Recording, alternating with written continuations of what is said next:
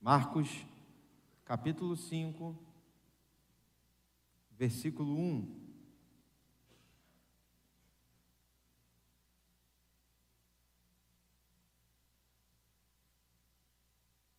Quem já achou, diga amém. Diz assim: chegaram então ao outro lado do mar, a terra dos Gerasenos. Só até aí. Pai, nós te louvamos, te agradecemos pela tua palavra, clamamos pela tua unção, Senhor, que ela seja liberada sobre nós e que a tua igreja seja edificada, fortalecida a partir da ministração, da pregação da tua palavra, Senhor. Perdoa os nossos pecados, nossas falhas, nos limpa, Senhor, que possamos estar, ó Deus, aptos para te ouvir, para receber o que o Senhor tem, Senhor, para desenvolver, para tomar posse, ó Deus, e para vivermos o que o Senhor já tem projetado para as nossas vidas. Prospera o nosso tempo, Senhor, é o que nós te pedimos em nome de Jesus. Amém e amém. Glória a Deus, você pode se sentar.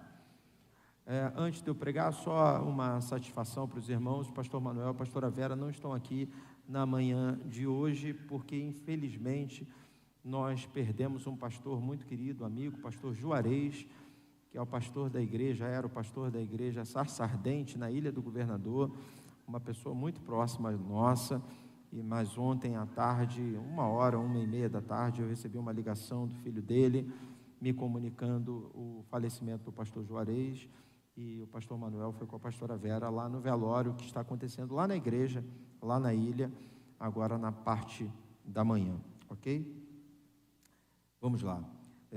Então, o Evangelho de Marcos, capítulo 5, versículo 1 diz: chegaram então ao outro lado do mar, a terra dos Gerasenos. Bem, antes da gente entrar na mensagem propriamente dita, eu quero falar um pouquinho sobre esse território.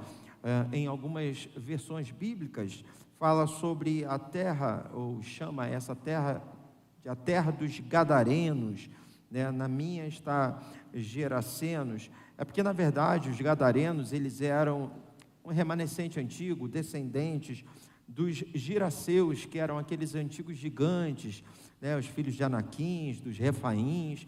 Então, era o mesmo território, e alguns que moravam nesse território eram descendentes, então, desses povos. Por isso que a gente tem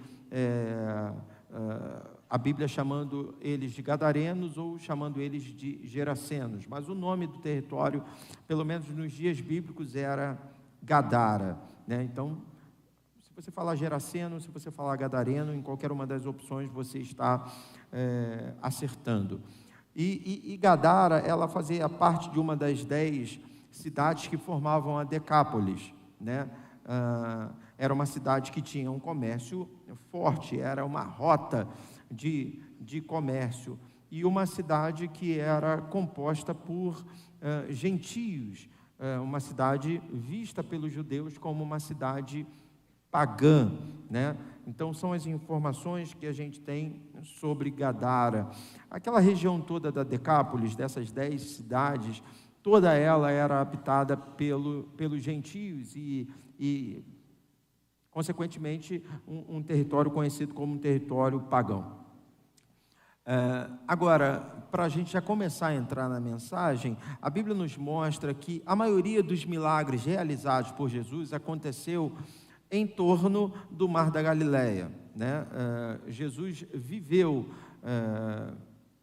boa parte da sua vida em Nazaré, e aí, quando ele começa seu ministério, ele então se muda para Cafarnaum, e Cafarnaum fica ali, né, à beira do Mar da Galileia, e Jesus, ele começa então o seu ministério, e como eu disse, a maioria dos milagres realizados por Jesus acontecem em torno desse mar, que na verdade todos nós sabemos que não era um mar, né?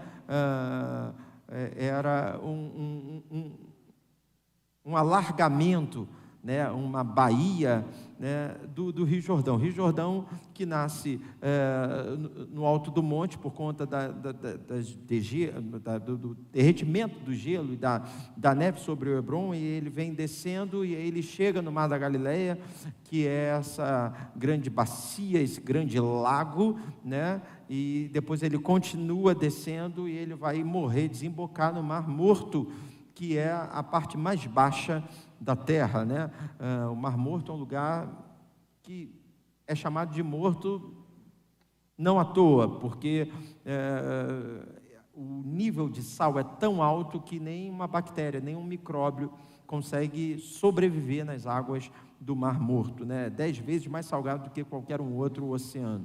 Então você tem essa geografia, né? Porque o Rio Jordão ele corta Israel inteira. Então você tem essa geografia, fica fácil inclusive para você montar os mapas das tribos de Israel, né? Nasce no monte, vem descendo, abre esse grande lago que é conhecido como Mar Morto, continua e termina então, Mar Morto não, Mar da Galileia, e termina então no Mar Morto. Agora, se você for junto com os milagres realizados por Jesus, junto com essa informação de que a maioria dos milagres foram feitos em torno do Mar da Galileia, pesquisar a posição geográfica de cada milagre, você vai ver que a grande maioria desses milagres aconteceram de um lado do Mar da Galileia. O outro lado, que é o lado da Decápolis, né, um lado que Jesus quase não ia. Um lado que, porque ele quase não ia, ele quase não operava milagres, ele quase não realizava prodígios do outro lado. A maioria dos milagres realizados por Jesus eram feitos do lado de cá. Só que chega um dia, né? E aqui a gente tem a primeira vez que Jesus vai até essa região, né? Em que Jesus reúne seus discípulos e ele diz: vamos para o outro lado. E isso não é algo lançado ao acaso. Não, toda vez que Jesus ele estabelece uma mudança de rota, toda vez que Jesus nos leva a viver uma nova realidade, um novo tempo, é porque Ele quer liberar sobre nós uma experiência nova, porque Ele quer colocar em nossas mãos uma arma nova, uma nova ferramenta. Por exemplo, Êxodo capítulo 3 nos mostra Moisés diante da sarça ardente.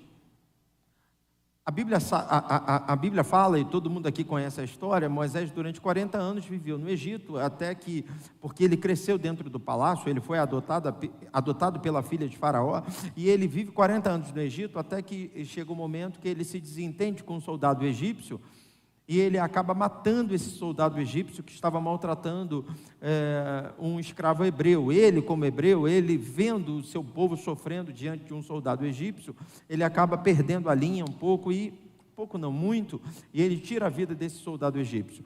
E isso enfurece Faraó, e eu creio, sabe, que a relação Moisés e Faraó já estava estremecida.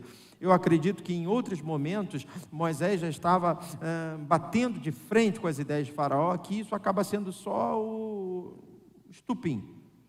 E aí Moisés foge e vai para os campos de Midian, e ele vive mais 40 anos nos campos de Midian, apacentando o rebanho do seu sogro. E diz a palavra do Senhor, e aí a gente chega no capítulo 3 de Êxodo, que um dia Moisés resolve levar o rebanho para um outro lado. Ele não só resolve levar o rebanho para um outro lado, como ele também resolve subir ao monte com esse rebanho. E a simples mudança de rota, o simples entendimento de que em alguns momentos nós precisamos experimentar de coisas novas, nós precisamos ter uma nova visão, a gente precisa caminhar por caminhos novos, faz com que o céu se movimente para que a gente alcance novas ferramentas, novas experiências vão trazer para a gente novas armas, novos ares vão trazer para nós novas revelações. E eu não estou dizendo que você tem que viver num ping-pong, porque nós não vemos Jesus vivendo assim num ping-pong, nós não vemos Moisés vivendo num ping-pong. Pelo contrário, em relação a Moisés, são 40 anos apacentando o mesmo rebanho do mesmo dono que era o seu sogro, e levando o rebanho para o mesmo pasto. Até que um dia, e eu acredito muito numa direção específica, eu acredito muito numa revelação, um dia Deus diz: pega o rebanho e leva para o outro lado.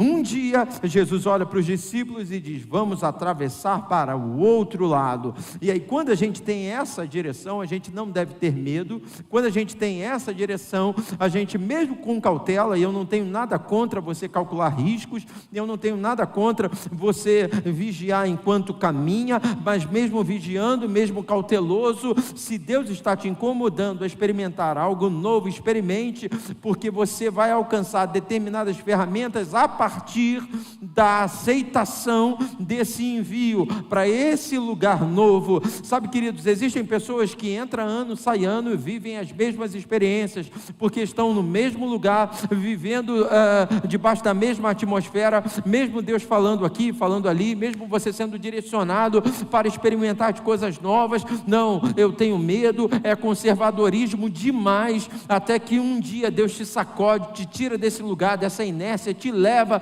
para um lugar mais profundo, para um lugar de mais intimidade, e aí é nesse lugar que você é surpreendido por uma nova revelação, por uma nova arma. Levanta a sua mão, eu quero profetizar sobre a tua vida em nome de Jesus.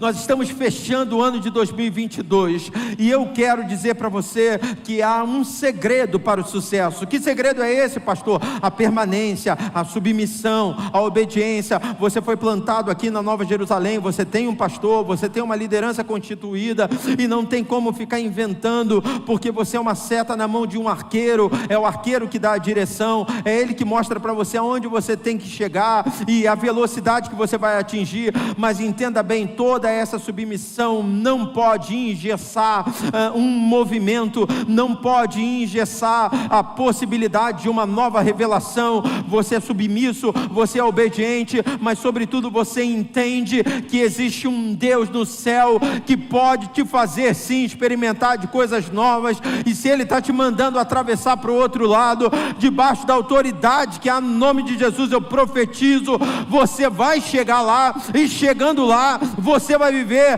coisas que você nunca viveu na sua vida, coisas que você não viveria desse lado do rio. Eu quero profetizar: 2023 é um ano de novas experiências, mas um ano de novas conquistas.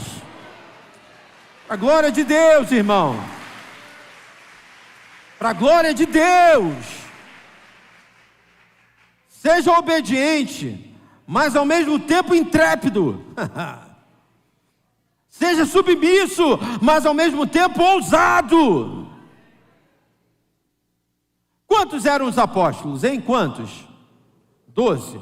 Quando uma tempestade assola o mar, eles estavam inclusive dentro do mar da Galileia, estavam no barco. Quando a tempestade assola esse barco, quantos dos 12 estavam dentro do barco? Todos. Aí eu pergunto a você, dos 12, quantos aceitaram o desafio de sair do barco e dar uns passos sobre as águas? 1.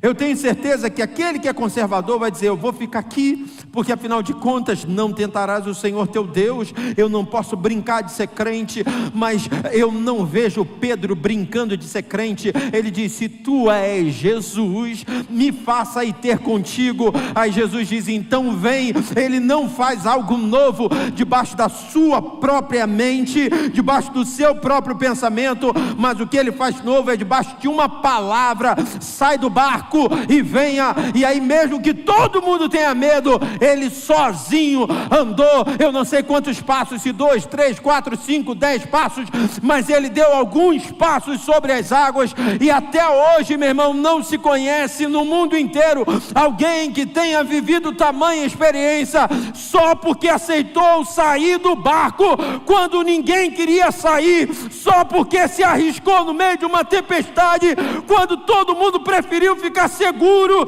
na embarcação. É disso que eu estou falando. 2023 pode ser um ano de grandes conquistas, se for um ano de grandes experiências. Louvado seja o nome do Senhor. Glória a Deus.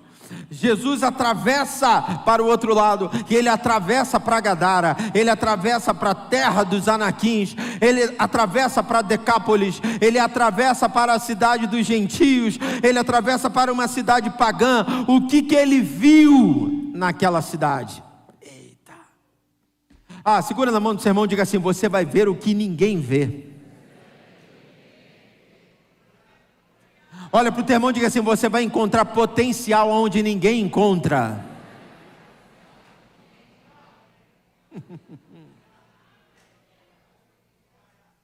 Alguém aqui, por exemplo, gosta de comer hambúrguer artesanal? Gosta? É bom, né, irmão? Esse movimento de hamburgueria no Brasil e no mundo tem o quê? 2 anos? 3 anos? Porque antes disso, irmão, ninguém queria saber dessa carne de hambúrguer mais grossa, não. Não, a gente comia no McDonald's, a gente comia fininha. A gente comprava aquelas caixas que já vem com 12 hambúrguer, fritava, era uma delícia, uma maravilha. Mas alguém teve uma ideia e viu potencial aonde ninguém viu. Alguém disse assim: vamos engrossar essa carne. Você pode ter certeza de uma coisa: muita gente parou do lado e disse assim: para que engrossar a carne? O investimento é maior, vai ter que botar o preço lá em cima, ninguém vai comprar. Alguém deve ter parado do lado, deve ter dito assim: para que engrossar essa carne? Vai ser mais difícil assar ela por dentro, cozinhar ela por dentro, você vai fritar ela dos 2 lados e ela vai ficar crua. As pessoas, quando morderem, ver a carne vermelha por dentro, não vão querer comer. Sabe por quê? Porque quem está do teu lado nem sempre tem a visão que você tem. Mas eu quero mais uma vez profetizar que no próximo ano você vai ver potencial aonde muita gente não vê. É uma revelação, é Deus dizendo: vai lá e faz. Existem vários comércios, né? Eu estou falando de hamburgueria, mas eu poderia falar de outros. Você aqui, enquanto eu prego, deve estar se lembrando de outros, que são comércios que não são históricos, que não nos acompanham ao longo da nossa vida. São comércios que de 2 anos para cá, de 3 anos para cá, de repente explodiram. Eu me lembro, sabe, quando agora deu uma equilibrada, mas continua funcionando, continua vendendo, porque não adianta, vem aquela novidade, dá aquela estalada, vai lá em cima e depois dá aquela equilibrada, né? Mas lembra quando começaram a fazer bolo caseiro? Bolo sem recheio, bolo sem glacê, né? É o bolo de bolo, né? E aí apareceu uma tal de Vó Alzira, que eu nem sei se existe, não sei se é só um nome. E era impressionante, irmão. O negócio parecia até pipoca. Toda hora eu olhava uma nova loja. Loja aqui, loja aqui, loja aqui, loja aqui, loja aqui, loja aqui, loja ali. Tem uma vez que eu fiquei tão curioso que eu parei dentro de uma loja para comprar um bolo. E eu perguntei assim: mas tudo é do mesmo dono? Não, agora a gente abriu franquia. O senhor está interessado? Falei: não tem essas condições ainda não. Mas alguém teve a ideia. Olha para o teu irmão e diga assim: você vai ter uma ideia. Diga para ele: você vai ter uma revelação. Eu estava falando aqui no culto motivação, que há anos atrás eu preguei na igreja do pastor Jorge Linhares, Igreja Batista Getsemane, lá em Belo Horizonte. E no dia que eu preguei tinha juiz, tinha empresário, tinha ator da Globo e tinha um monte de jogador de futebol. Jogador do Atlético, jogador do Cruzeiro. E aí o pastor Jorge, no final do culto, virou para mim e falou assim: olha, vou compartilhar com você de uma revelação que Deus me deu. Há anos atrás, Deus me fez orar e pedir a Ele para enviar para Getsemane pessoas influentes na sociedade. Eu comecei a orar. Eu comecei a pedir: Senhor, que se convertam pessoas influentes, pessoas que podem abençoar a igreja, para que o teu reino seja estabelecido. Eu quero todo tipo de gente, eu quero pessoas pobres, quero pessoas de classe média, mas eu também quero gente influente, porque durante muito tempo se confundia ser crente com ser miserável. Se alguém muito chique, muito rico, fosse crente, não, porque afinal de contas está escrito na Bíblia: é mais fácil entrar um camelo pelo buraco de uma agulha do que um rico entrar no reino dos céus. Entenda bem, esse texto nada tem a ver com acepção de pessoas. Tem muito rico indo para o céu e muito rico ainda vai. Olha para o teu irmão e diga: inclusive você.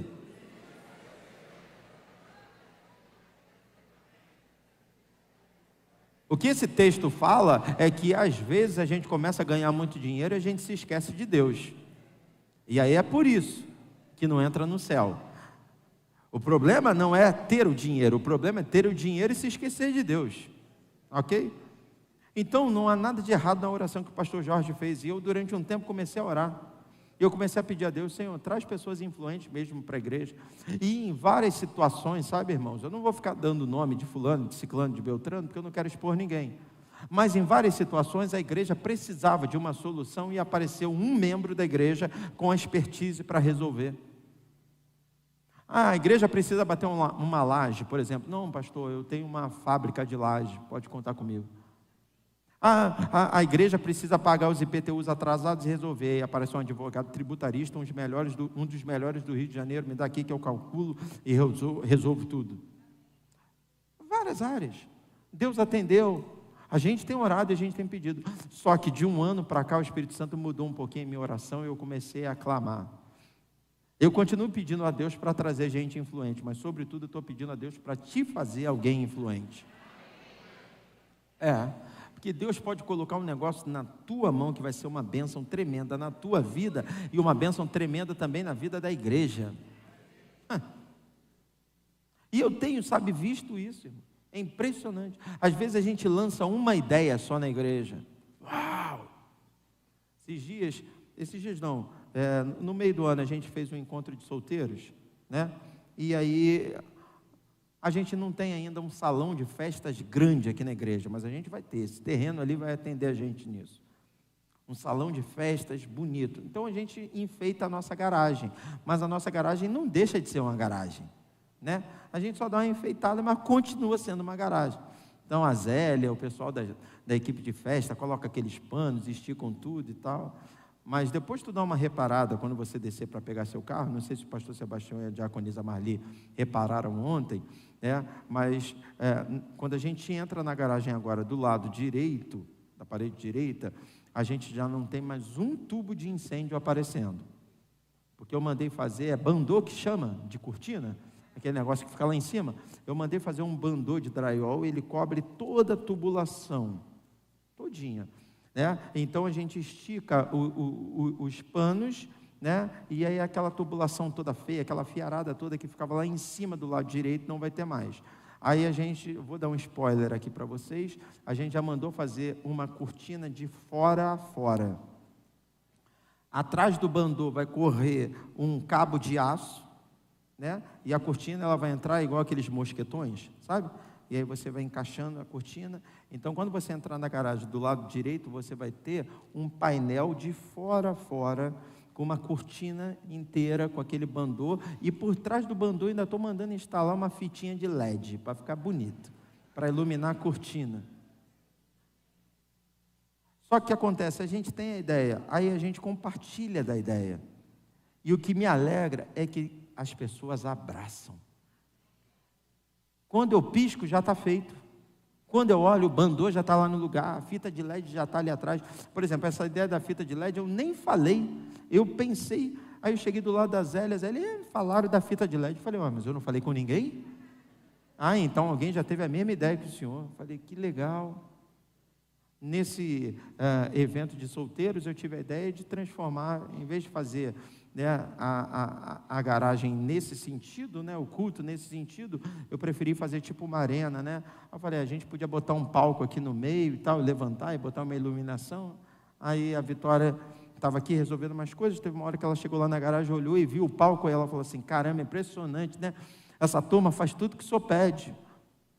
E graças a Deus por isso, a gente é um time, e a gente consegue, tirar do papel projetos, sonhos.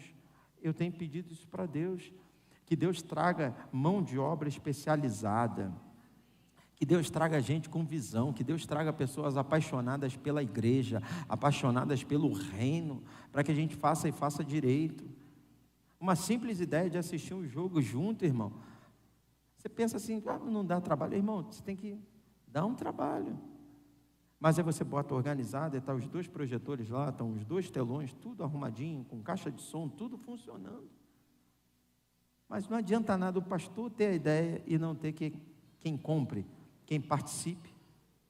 Então eu quero declarar sobre a tua vida, 2023 vai ser um ano de novas experiências, desafios aparecerão diante de você, você vai se lembrar dessa mensagem. Eu quero declarar que a mensagem desse dia é uma mensagem profética. Você vai se lembrar dessa palavra e você vai entrar no projeto, você vai entrar no desafio debaixo dessa palavra, entendendo que esse desafio vai gerar para você uma arma que você não conseguiria conquistar em lugar nenhum. Existem situações que vão criar uma casca, vão criar uma armadura em você que você não conseguiria comprar em lugar nenhum. Deus vai te fazer caminhar sobre as águas, Deus vai te fazer atravessar para o outro lado, Deus vai te fazer subir ao monte. Se Moisés não fosse para o outro lado, se Moisés não subisse o monte, a sarça não acenderia para ele, mas porque ele aceitou o desafio.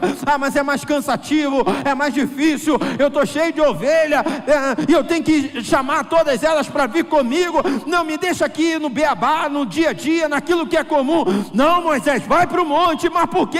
Vai para o monte. Quando a gente vai, a gente não tem certeza do que vai acontecer, mas debaixo da obediência, recebe essa palavra, vai acontecer, alguma coisa vai acontecer. Oh meu Deus, algo novo, algo novo. Fala para 3 irmãos diferentes, 2023 vai ser o teu ano, irmão.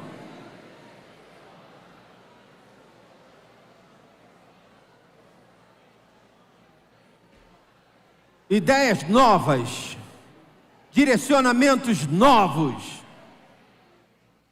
O texto bíblico diz, no versículo 2 do capítulo 5, a gente leu o verso 1: chegaram então ao outro lado do mar, a terra dos Gerasenos. Verso 2 diz: e logo que Jesus saíra do barco, lhe veio ao encontro dos sepulcros um homem com espírito imundo. Escute, em Gadara, na terra dos Gerasenos, existia um domínio. Existia um camarada que botava medo em todo mundo. Existia um camarada que estabeleceu um padrão de vida, um padrão de conduta. Eu vou tentar te contextualizar. Deixa eu te perguntar, se você tiver que sair de casa com um relógio bacana, e se você tiver que escolher um período do dia para sair com esse relógio bacana, você sai de manhã ou de noite? De manhã. Aí eu pergunto a você, você sai com esse relógio bacana de manhã porque você acha que o seu look com esse relógio bacana combina mais com a manhã do que com a noite? É isso? Não. Você sai com ele de manhã porque você tem medo de perder ele à noite. Certo ou errado? Porque há um domínio à noite. Culturalmente, socialmente, números, estatísticas. Eu, enquanto pai, digo para os meus filhos, não sai essa hora, não anda com esse relógio. Ué, mas o senhor não é pastor? Eu sou. Mas há um domínio. Há um domínio. Existia um domínio em Gadara. Existia um camarada que botava o terror. Ele vivia dentro de sepulcros. Ele vivia nos cemitérios. A gente tem, os 3 evangelhos sinóticos falando acerca dele. E cada um acrescenta uma informação. Aqui não está escrito isso, mas você vai ler em Mateus, você vai ler em Marcos outras informações, como, por exemplo, a informação de que ele andava sem roupa, ele andava nu no meio da cidade. E está tudo bem. Sabe por quê? Porque mesmo sendo algo terrível, o ser humano, ele é adaptável. E acaba se acostumando. Aí o que você faz? Você evita horários. Que hora que esse maluco sai? Sai de manhã? Então, de manhã todo mundo em casa. É a hora dele fazer o escândalo dele. O ser humano é adaptável. Sabe aquela história? Corre, corre, arrastão. Isso devia rolar lá também, irmão. Devia rolar. Você está andando tranquilo aqui, de repente alguém grita, lá vem o endemoniado. Todo mundo entrando para casa. Já foi, beleza. É igual do camelô. Como é que é o nome? Do rapa. É igual o rapa. Lá veio o rapa. O rapa passou. Volta todo mundo normal. A gente é adaptável, irmão. A gente vai se adaptando. E a gente se adapta a um domínio que vai ganhando força, vai ganhando espaço. Um domínio que nos amedronta ao ponto da gente aceitar conviver com ele. É isso aí e ponto. Pastor, o senhor está dizendo então que a gente tem que sair na mão com o endemoniado? Não, não é isso que eu estou dizendo não. O senhor está dizendo que a gente tem que ficar parado no meio do caminho quando ele vier? Vem, porque afinal de contas com unção imbatível serei. Não, não é isso não. Mas o texto nos mostra claramente, Marcos capítulo 5, versículo 2, e logo que Jesus saíra, logo que ele saiu do barco, lhe veio ao encontro. Entenda bem, não deu tempo de Jesus chamar ele. Jesus não mandou um recado, não tinha WhatsApp, não tinha telefone celular, não tinha como Jesus do lado de lá do mar ligar dizendo assim, ó, estou chegando, hein? Avisa o endemoniado aí que eu estou chegando, eu quero ele lá na praia, quando eu chegar. Não. O texto bíblico diz que quando Jesus pisa, o endemoniado vem correndo. E ele não só vem correndo, o texto bíblico diz que ele vem correndo, se ajoelha, adora. Ué, mas o diabo adorou? Não, ele tinha suas intenções. Mas ele vem correndo, se ajoelha, adora, e ele diz assim, por favor, não me perturba, me deixa quieto. Em outras palavras, o demônio está dizendo assim, o que o senhor veio fazer desse lado de cá? Volta para lá. Alguém te pediu ajuda? Alguém te pediu socorro? Alguém reclamou de mim para o senhor? Volta para lá, me deixa aqui quieto. Está todo mundo já acostumado, já é cultura, né? Sabe essas culturas? É a cultura da violência, está todo mundo já acostumado. É a cultura da promiscuidade, está todo mundo já acostumado. Não mexe com o que está quieto. Lá na sua casa, dentro da sua família, sabe? Não, eu vou evitar o confronto, pastor. Então, eu já me acostumei, pastor. Já me acostumei com isso. Tem uma irmãzinha aqui da igreja que eu falo duro com ela. E por consideração, eu digo que ela é uma irmã aqui da igreja, porque ela não é membro. Mas ela é frequentadora da igreja, eu falo duro com ela, sabe por quê? Porque ela vive com o companheiro dela há anos. E o companheiro dela maltrata ela, o companheiro dela faz dela uma empregada doméstica. Ela chora, e ela vem, e ela me pede, pastor, posso ir no sítio? Posso ir naquilo? E às vezes o coração fica apertado, a gente libera, que não sei o quê. Mas ao mesmo tempo eu já falei para ela, não é isso que a irmã aprende na EBD. Eu não estou dizendo que a irmã tem que virar as costas para o seu marido, não é isso. Mas a irmã precisa entender o que é autoridade espiritual. Está na hora de se posicionar. Está na hora de entender quem a irmã é no reino. Está na hora da irmã entender que quem peleja pela irmã. Oro, eu choro, mas eu vejo, sabe, uma dificuldade de posicionamento, sabe, uma aceitação, uma acomodação. Parece que é assim. Eu nasci assim, eu cresci assim, vou viver assim para sempre. A música, não é assim que fala a música? A Bíblia diz que foi Jesus pisar na areia que o diabo veio e se prostrou. Levanta a sua mão, eu quero liberar sobre a tua vida essa autoridade. Tudo que Jesus conquistou na cruz é direito teu, irmão. Essa autoridade pode ser liberada sobre a tua vida agora. Você pisa e o demônio tem que se ajoelhar. Você pisa e o demônio tem que se submeter. Você pisa e o ambiente tem que mudar. Não é você que se adequa ao ambiente, é o ambiente que se adequa a você. Não é você que tem que se adaptar às circunstâncias, mas as circunstâncias que tem que se adaptar a você. E entenda bem, se isso aqui tiver tudo iluminado, não tem como a treva, não tem como a escuridão acabar com essa luz. O que quebra não é a escuridão, a luz, mas é a luz, a escuridão. Se tiver tudo apagado, é só riscar um fósforo que acaba com as trevas. Você é a luz, o mundo é as trevas. Não é o mundo que manda em você, é você que manda no mundo. Se posicione, irmão. Vamos fazer um ato profético aí. Pensa no território, naquele território hostil, naquele território ruim, naquele território que te ofende, naquele território que bota medo. Pisa agora em nome de Jesus e diga: está debaixo do domínio de Deus.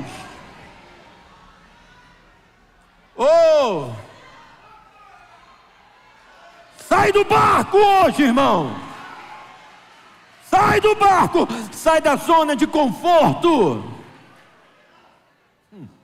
Sai da aceitação. Está aqui, Denise, minha esposa, não me deixa mentir. Irmão, se você acha que pastor não cansa, você está muito enganado. Se você acha que pastor não gosta de férias, você está muito enganado. Se você acha que pastor não gosta de ficar um pouquinho em casa sem ter o que fazer, sozinho com a família, você está muito enganado. Só que ao mesmo tempo parece que tem um vulcão que fica em erupção, sabe? No meu coração, no coração da Denise. Às vezes a bichinha está quieta e eu vou lá e invento uma moda. Vamos fazer. Ela olha para mim no primeiro momento, no segundo momento ela já, vamos embora. Às vezes eu é que estou quieto, já vem ela. Não, o que você está pensando? Podemos fazer assim, assim, assado, que não sei o quê. Sabe, é sair da acomodação. Porque para nós, o milagre acontece no movimento. Guarda isso no teu coração. Estava conversando com ela, nós teremos na semana que vem o fechamento da aula, né, sobre o deserto. Porque alguns professores ainda precisam de mais um domingo. Então, domingo que vem ainda falaremos sobre o deserto. E aí depois a gente tem 2 aulas só em dezembro. Né, porque domingo que vem já é dia 4 de dezembro, certo? É isso? 4 de dezembro. Aí o outro domingo é dia 11, e aí o outro domingo é dia 18. E independentemente de ter Brasil na final da Copa do Mundo ou não, vai ter Escola Bíblica Dominical, domingo dia 18. Não vai ter o culto pastoral se tiver realmente o Brasil na final, mas Escola Bíblica Dominical nós teremos. Então, se domingo que vem a gente ainda está falando sobre o deserto, a gente só tem 2 domingos em dezembro, porque domingo dia 25 de dezembro a gente não vai poder ter culto pela manhã, só teremos culto à noite. Então nós temos 2 cultos no final de dezembro. E aí ontem a gente estava almoçando, conversando, e ela disse para mim que o Espírito Santo ministrou o coração dela para que a gente estudasse sobre gratidão. Eu falei isso, vamos buscar em Deus então a revelação. E na nossa conversa o Espírito Santo me fez lembrar dos 10 leprosos. E aí a gente vai em 2 domingos estudar, a gente vai dissecar um pouquinho essa história. A gente vai entender a condição de um leproso, a condição social de um leproso, a condição física de um leproso. A gente vai entender um pouquinho o fato de eles serem estrangeiros. E a gente vai entender, sobretudo, a vergonha de um só voltar para agradecer. A importância desse que agradeceu. Mas eu estou me lembrando dessa conversa que eu tive com a Denise ontem, porque dentro do que eu estou pregando nessa noite, o texto bíblico diz que eles são curados no movimento. Jesus não impõe as mãos sobre eles, Jesus não ora por eles, Jesus diz assim: vão e se mostrem para os sacerdotes. Indo eles, foram curados. Entenda bem, toda vez que a gente fica parado, a gente atrasa a manifestação do Espírito Santo. Você precisa caminhar, você precisa andar. Primeiro você estende o pé, depois Deus vem e coloca o chão. Você está esperando uma base para se movimentar, quando Deus está dizendo: se movimente que eu vou te dar a base, se movimente que eu vou te dar o sustento, se movimente que eu vou realizar através da tua vida. Você estava do outro lado do mar, para que sair daqui? É porque eu tenho algo novo a fazer na tua vida, vamos embora. Aí você entra no barco, para que sair do barco? É porque eu tenho algo novo. É só sair do barco, é só pisar em terra firme, que o demônio, seja quem for, vai ter que se submeter, vai ter que se prostrar e vai ter que reconhecer que você é de Deus, que o Senhor age através da tua vida. O texto bíblico, a partir do versículo 2, pode aplaudir ao Senhor, querido?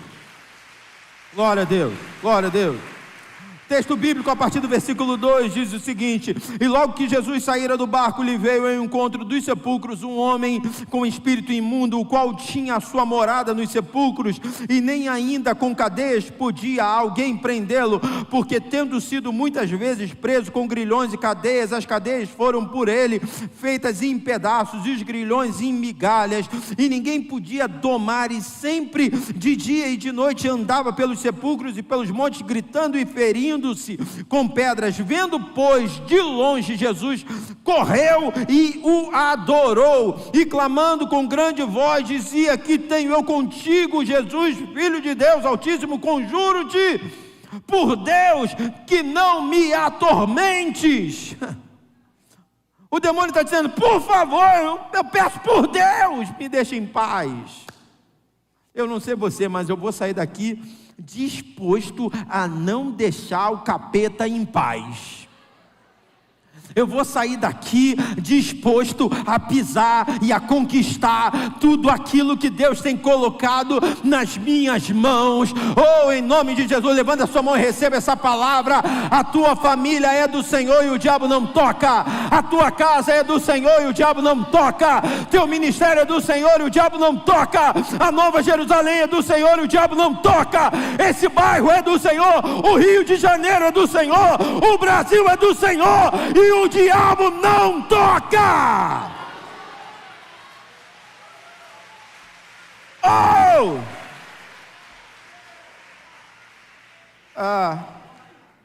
Jesus podia não ir para Gadara, como eu já disse. Afinal de contas, fazia parte da Decápolis, terra de gentios, terra pagã. Não vou para lá. Mas ele não desprezou. E foi ele pisar nesse lugar, que o domínio que existia sobre esse lugar se prostra diante dele. Eu quero profetizar que você vai sair daqui renovado, você não vai desistir. Sabe aquele lugar que você está desprezando, aquele lugar que você já entregou, aquele lugar que você disse: não tem mais solução, não vou mais para lá, porque afinal de contas lá só dá problema, lá existe um levante terrível, existe uma resistência terrível. Agora você vai debaixo de uma palavra, você vai debaixo da unção de Deus, você vai pisar, e qualquer domínio contrário à vontade de Deus nesse lugar vai se render e se prostrar diante do poder do Senhor. Tua família, tua casa é do Senhor. Pastor, meu casamento é a Gadara, meu casamento é a terra dos Gerasenos. Estou abrindo mão dele. Pisa hoje, sai desse barco e domina o teu casamento. Minhas finanças é a minha Gadara, as minhas finanças, a minha vida financeira, a minha vida profissional é a terra dos Gerasenos. Pisa hoje e domina em nome de Jesus. Você é dizimista, você é ofertante, você é fiel, você é adorador, você é obediente, você é temente a Deus. O diabo não tem legalidade nas mãos para te acusar. Ele não pode roubar de você aquilo que Deus tem colocado nas tuas mãos. Fica firme em nome de Jesus, o domínio vai ser recuperado. Deus coloca de novo o domínio nas tuas mãos. Eu não sei o que está aprendendo, mas a palavra de Deus hoje é efatá. Que se abra, que se abra, que se abra. Visão fechada, cegueira, efatá, que se abra.